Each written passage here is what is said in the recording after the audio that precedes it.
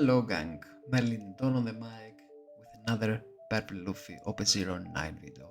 Today we will analyze three ranked simulator matches. The first one will be against Blue Doflamingo, the second one against Red Shanks, and the third one against Blue Lucci. So without any further ado, let's go to the first match against Blue Doflamingo. So we win the dice here, we choose to go first, and we don't have anything to play, so we pass the turn to our opponent, who will play a Sengoku. Here in our first hand we see Kamazo, we see our Luffy Taro, we see our Kid, and of course a 9-cost Luffy. For me, the two key cards here is the Kamazo, which is really great against Doflamingo and also Luffy Taro. And when I see these two cards again against Blue Doffy, then I will always keep the first hand. So he plays Sengoku, he draws Jinbe. We know what's coming on the next turn, so we draw a card, we attack with our leader, and then we play our Kamazo and wait about the Doffy. He takes the first hit, and then of course when it's his turn he plays Jinbe into Boa Hancock, if I remember correctly here. Yeah, he plays Jinbe into Boa and he attacks our leader. Of course we don't want to take any damage at this point of the game from Doflamingo, and also prevent him from using putting. So we counter up, we are still healthy. First we attack, and here I could attack with Kamazo, but there is a reason that you don't do that necessarily. The first one is that if he blocks here, then he knows that I have many Don, and maybe I kill his Boa Hancock. Yeah, so it's like a kind of bait. So he doesn't block, he doesn't want to take any damage, he counters with the Sengoku. And now I use my leader ability to bring the Luffy Taro into Sangoro combo, and as you can see now, I'm also able to KO his Sengoku for free because of my Kamazo. And because I don't want to lose my Kamazo yet, and I want to establish also board, and not only that, he has only Boa Hancock, which is a 6k, I don't attack with Kamazo at all. So I don't give him any target as well. Then he plays his Stitch, and guess what we have in our field? We have Kamazo. So then he attacks with Jinbe. We don't want to take any damage here, any further damage, so we just take the first one. Then we know that he will hit again with Boa Hancock, we counter that one, and then he uses Stitch ability to put one card on the top of the deck and gain cards. We don't want to take any more damage. Now we are at the point that we want to use Kamazo's ability, so we play we take on live, we play our Luffy Taro, and when we do that, we do a -1 Don, and with the ability of our Kamazo, we KO his Stitch, which is really great. And now we can clear the board. First we attack to his Boa Hancock, then we attack with our Sangor, and we also draw a card, a free card with, and we draw a 2k, which is really great for us. Then we attack to his Jinbe with 5, first with 5, because we want to drain his card. And then we just continue attacking, because we have 1 life, and on the next turn we need to counter at least 1 attack. And if he ignores our field, then we can go for game. Pretty sure. So he counters everything that he can. Now he has only 2 cards. He starves, and he has 2 characters. So he plays a buggy. He places the cards on top of his deck, and now he's like, okay, Now I'm either going for his gold or for his life. I see here he goes only with 9, and I see that he keeps 1 card on his hand. So it's like it's either a boa or it's nothing at all. So I counter the first one because I want to survive here. Unfortunately, we can't do anything about the second one because we don't have any active Don to play our Gum Giant. And now check that. He has only 1 card left, which could be a boa. So with boa I mean of course the perfume. If it's a perfume, then it doesn't matter, he wins on the next turn. So I'm like, okay, you have 1 card. Let's first see if that's a 2k or an event. So I attack with 6 and he takes. So I attacked with 6, he took, and now I got 3 more attacks. So next I was like, okay, now let's see what will you do if I attack with 8? And he takes. And then I was like, okay, I'm pretty sure that you don't have the counter for it. So next I go with 9. He takes. After that I have my Luffy with 10k. He takes. And then I was like, okay, now what are you gonna do with 11k? And we win. And as we can see here, he had nothing at all. He had only his 1 card was a Weevil, and then he had like a Perona putting a Jesu. So easy win. Let's go now to the match against Shanks. So I win the dice. Of course I wanna come first. I don't care if he has an even curve. If I hit my curve, then it's always better. So I see here I got a Zoro, I got a Sangoro, I also got my 9 cost Luffy. For me that's a really nice hand. So we don't have anything to play on our 1 Don turn. Then he plays a Searcher and he draws a Shanks. Then we attack just to bait him. We play our Zordzuro. Unfortunately we don't find any Luffy Taro here, so we take the Gum Giant just to be sure. Now he attacks with 6k. No, we want to stay healthy here. And then he plays this 3k character with activate main that he does a minus 2 or 3k. And now we are at our 6th on turn. Take life, we ramp 1 down. Unfortunately we don't have our combination, but we know that on the next turn we can play our Taro. So we play our Sangoro just to be able to draw 1 extra card on our next turn, and then we also search with our Law. We find the 7 cost Sanchi, and we keep poking him by attacking 6k because he can use his ability to reduce one of our characters to 5k. So he doesn't do that here, maybe he doesn't want to, but we attack twice with our Zoro and with our Luffy. Next he does a -3 to Zoro. He buffs his leader to +1k with Yasop, and then he attacks 7 to 4. Of course we don't want to counter that. And now we have like 3 Gum Giants. Okay, that's not the perfect hand here. So first we attack his 3 cost character with our Sankor just to draw a card. And then I was like, okay, you know what, I can't do anything about your leader with my leader. So then I just played the big boss Luffy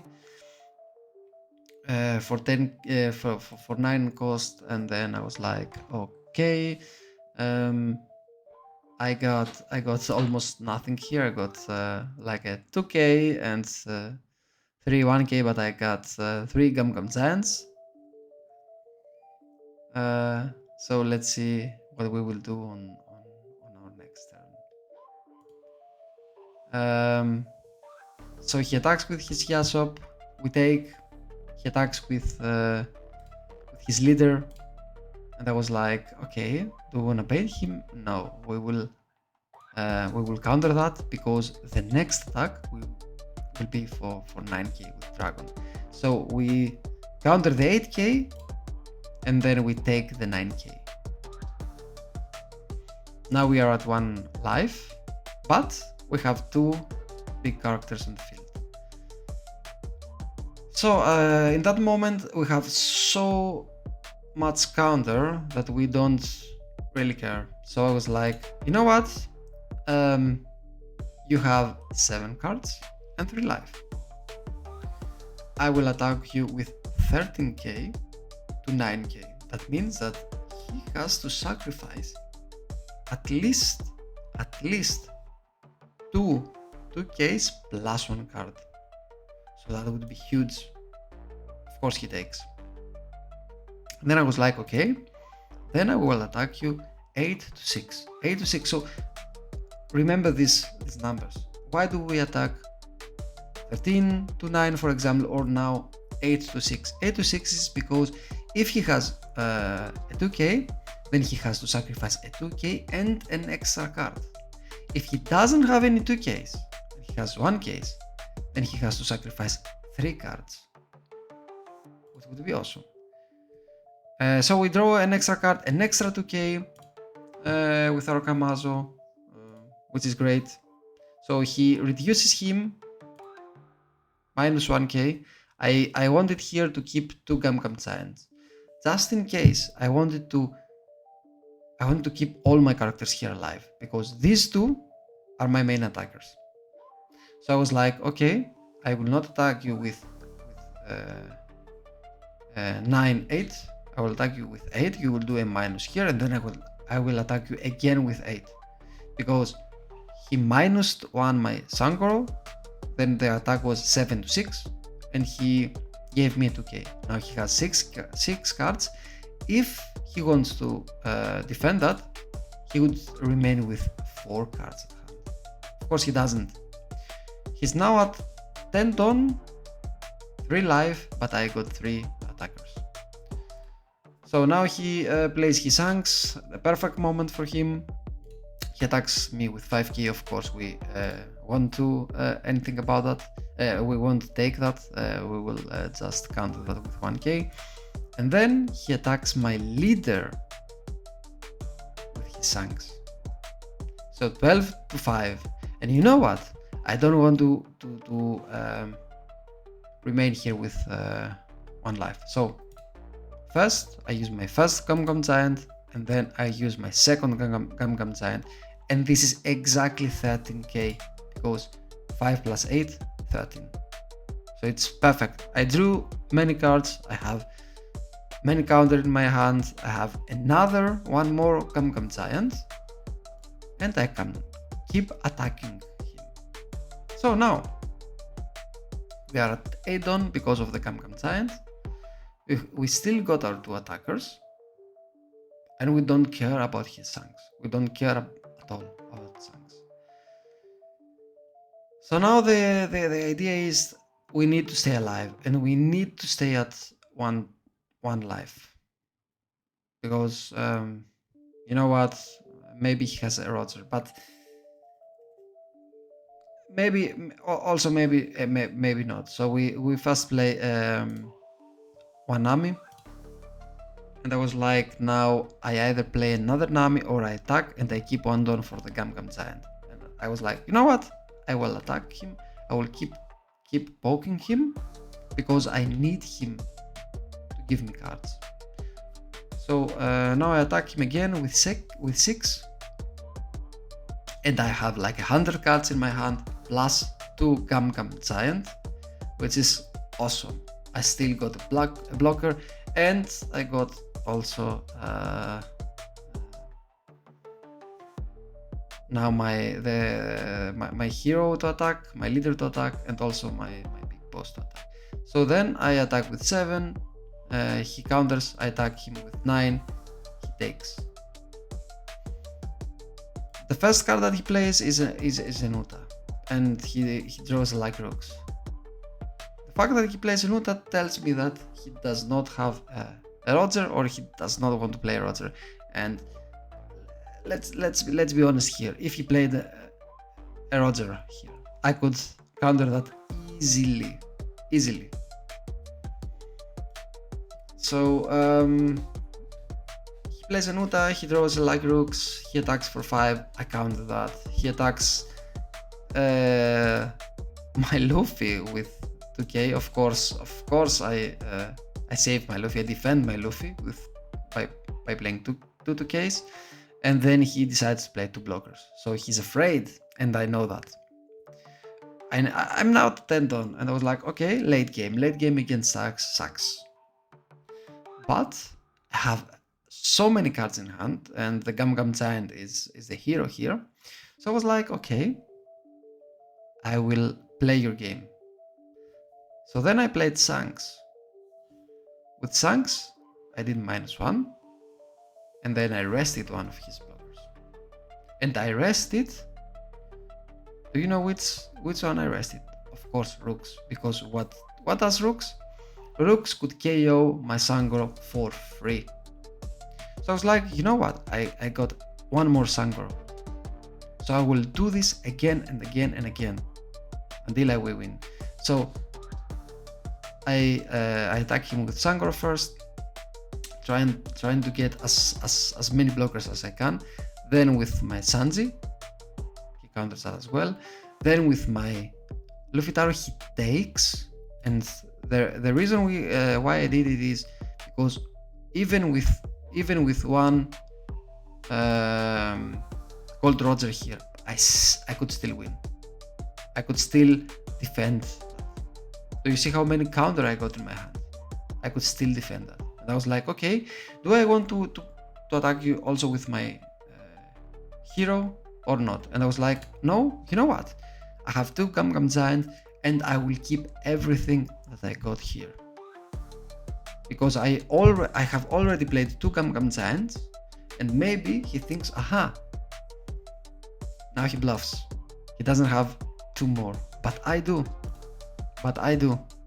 And watch carefully what happens here. He was like, okay, he has 2 done, has one blocker, and many cards. So the first attack from Shanks, that's a no-brainer. 12k, I will counter that. I will block that. So then he attacks with his blocker, and he attaches also a Don to it. So I was like, okay, I will counter that with cards. Then a 5k. And then he has 9 Don, and his leader, I was like, okay, now you attacked with both of your blockers. You don't have anything else here to do. 7 cards, nothing. So it was like, okay, I will play a Dragon and attack you with Dragon, Uta, and also Shanks. And I was like, no, mate. You know what? I will counter that with 1k. I will counter your Shanks attack, and I won't even use any Gum Giant. And of course, he couldn't do anything, because as you can see in his hand, he didn't have any Shanks, he didn't have any Gold Roger, and in such a place, he didn't stand any chance. So that was the Shanks match, and the last one that I got for you is against Black Lucci. Black Lucci is still a thing here. It's still a thing. Normally on the previous meta of 8 and 805, I always chose to go second because of Magellan. But now without Magellan, it's like I prefer to go first and search for the perfect curve. So we choose to go first here. We don't see any searcher, unfortunately, but we have our Zordzoro and we have our Sangoro. So he plays first his Spandam. He picks no cards. That's great for us. And on our second turn, of course, we first do our leader ability. We attack him, and then we play our Zordzoro, no brainer. We pick our Luffy Taro, and the next turn of ours is like predefined. We know what we will do. So on his second turn, he attacks our leader. I was like, okay, you can have, let's say, a Sangoro. I have him like twice in my hand, and then he attacks again. Now we want to take one card because we don't even care. So I draw a card, use my leader's ability, attack him, his pandan, then attack him with Zordzoro he takes, and then I play my combo, Luffy Taro to Zordzoro, to Sangoro, excuse me, and now we got Gum Gum Giant for later. We got 2 Ks, we got a Low Searcher, we got 2 Mr. 2s, so Bone Clays. Now it's like every time that I play against Lucci, they are so afraid of Sanji, they try to kill him at once. So what he does is he uses his resources to do a -5 to my Sanji, Sangoro, and then he uses his Rebecca to bring the Brook and KO my Sanji. But I defend my Zordzoro, and the reason is because I want, of course, to have buddies here. So now I'm wondering, do I want to sacrifice another life? Do I want to take another life? And I am at 8 ton. So firstly I attack 6 to 4 with my Zordzoro, and he's like, okay, let him have it, because he wanted his Rebecca. I was like, okay, now he's at 6 ton. On his next turn, he's at his Moria turn. So I was like, okay, I will poke you a little bit with Luffy Taro. He takes, because he wants to keep his Rebecca here. And then I was like, you know what? You can play your Moria if you want. I have 2 Mr. 2s in my field. What are you gonna do about it? So I play my 2 Mr. 2s. Then I attack him with 7. He blocks because he wants to stay healthy.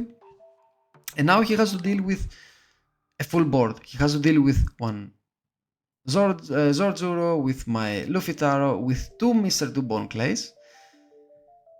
So he keeps spending his resources. 1 Ice 8, so he can't play Moria now. He does a -5 to my Luffy Taro, 6 to 6 to my Zordzoro. Of course, we defend him here. We don't want to give him anything for free. So Tempest Kick and all his cards, everything that he can to do minus to my characters. So Tempest Kick, Ice 8s, Rob Lucci, and he KOs one of my Bone Clays and one of and the Luffy Taro. While he does that, when he does that, that tells me that he doesn't want this card on the field. So he has now 5 cards. One of them is 80% Moria. At least one of them is Moria. So next, we don't have many things to play here, and we can go all in. So we decide to Zordzoro, grab, what did I take here? I think the Sanji, it's the only card that I could take, because you can take only Straw Hat cards. And then I played also an Nami to draw even more cards, and I was like, okay, you got 5 cards and 3 life, then I will poke you. And when I when I attacked him with Zorjuro and he sacrificed 2 cards, 2 1k cards, that told me that, you know what, 6k is enough. You don't need to attack him with 7k. He has 3 cards. For me it was like 80 to 90%. One of them is Moria, so he has 2 more cards and 3 life. So I was like, okay, I will attack you with 6k with my Luffy, with my leader, 6k again with Bone Clay, and see what you do. So 6k he takes, and then again 6k copying Rob Lucci with my Bone Clay, and I keep 1 Don for my Gum Giant, and you will see also the reason. So then I check his trust also for the combination. What can he do? What can he bring back from the graveyard if he uses his Moria? Now he's also at 6 cards with only 1 life, and we have a board, we have a Sanji, and we have a 1 Don here to defend everything that we want, and the blocker, of course. So the first attack was, I think from his Rob Lucci to Bone Clay. He trusts also Moria from his effect, and I was like, you know what? That's too easy. That's too easy for you, right? And I was like, okay, now I will use my Gum Giant, and I will defend that. I will not give that to you for free. And that was, for example, also maybe what I could do here would be to block the first one with Onami, and then defend the second one using my Gum Giant from the attack of Rob Lucci. And this is something that I saw in the replay, because now he will use his Moria and his abilities here to KO my blocker, and then he gets to swing to my Bone Clay. So if I blocked with my Nami the first attack, then I could block the second one with Gum Giant and everything. But you know, now that I think about it again, that would be the same. Because the thing that he did now to the Onami, he could also do that to the Mr. 2. So it doesn't even matter. He KOs, so the 2 cards are of the same cost. So pretend that I didn't say that. So again, the play here is like, we tried to defend everything that we could, so that we could keep enough cards on our field for this moment now. Because now it's a time. We have Tendon, we have 2 characters and our leader, and he has only 1 life and the Rebecca and 1 blocker. I was like, okay, what are you gonna do about it if we ignore your blocker? And this is exactly the moment where I was like, I either go for your whole board and try to finish you off on the next turn, or I try to go for game, because on your next turn you might play another Moria and destroy me. So in that moment I was doing all my calculations. How should I attack here? In what ratios? He has 6 cards, 1 life. The Don that he left open is, for me, I don't think that he has an event that he can use. But so I played my Sanji, I rested his Rebecca, of course, and I was like, okay, I will go 7 to leader. He counters. Then I go again 7 to your leader. He counters. And then I was like, okay, 6, 7. 6, he counters.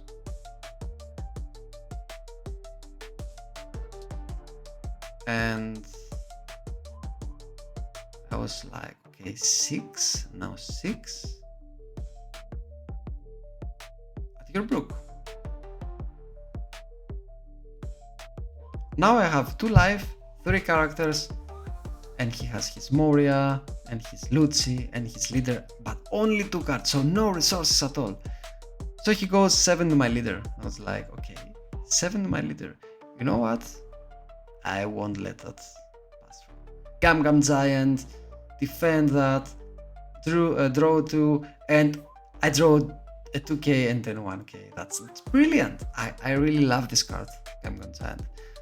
So now instead of a Gum Giant, I have 3 2ks and 1k, and he has like 9 Don, 1 Moria, and his leader. So he attacks with Moria. Of course we counter that. Of course we counter that. Using 2 of our cards, and then he gives up. He gives up because he can't do anything here. No matter how he separates his dons, or he spreads his dons, he can't do anything about it. So this is how you play against Lucci in this format, in the OP09. I still think that Lucci still is a really strong deck also in this meta. But this deck is like crazy because of the Gum Giant. And you can pretty easily, or I wouldn't say pretty easily, but you can win against Lucci. The probability I would say it's probably like 60-40 or something like that. If you go first and you see your perfect curve, it might also be 70-30, but it's like that, in my opinion. So this is it. These were the matches for today. Let me know what you think about this deck and this deck list, about this gameplay. What would you change here? The cards that I could temper with is Kid, because I don't see his full value yet, and I might change Kid with the purple law, the 4 cost, or maybe instead of Usopp I could play the 2 cost blocker, because I have pretty always something to play with Luffy Taro. Although I think that this one is pretty important also for the game against Blackbeard. Bone Clay, I still think that this card is great, but you can also temper with the ratio of this card. You can also try with another card instead of Bone Clay. I would say that these 3 cards could be something else. So feel free to change that. Other than that, I think that it's pretty much a core for this deck, and I wouldn't change anything. Thank you very much for watching. Feel free to tell me what you think below in the comments section. Drop a like, drop a subscribe if you want to see similar content in the future, and peace. Bye.